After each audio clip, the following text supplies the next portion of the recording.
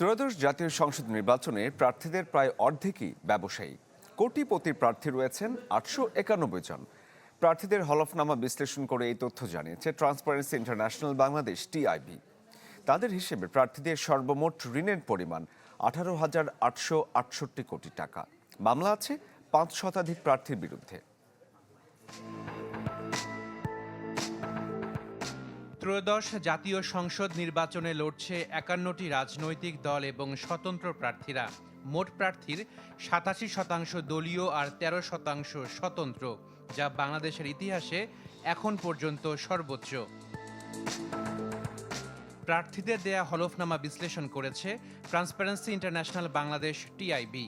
তাদের প্রতিবেদন বলছে, এবারের নির্বাচনে 96% পুরুষ প্রার্থীর বিপরীতে নারী প্রার্থী মাত্র 4%।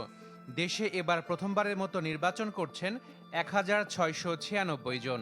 মোট প্রার্থীদের মধ্যে 76.42% স্নাতক এবং স্নাতকোত্তর, উচ্চ মাধ্যমিক পাস 8.94%, মাধ্যমিক পাস 6%-এর কিছু বেশি।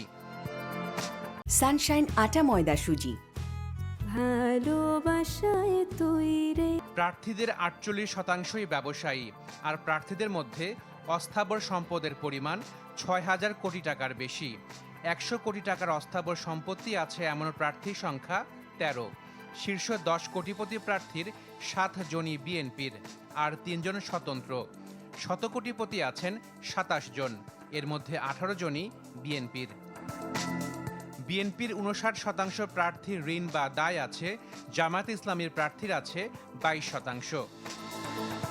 টিআইবি বলছে, 21 জন প্রার্থীর দ্বৈত নাগরিকত্ব ছিল এবং ত্যাগ করেছেন। 31 জন প্রার্থী বৈদেশিক উৎস থেকে আয় করেন। আশাকিন প্রিন্স, চ্যানেল 24, ঢাকা।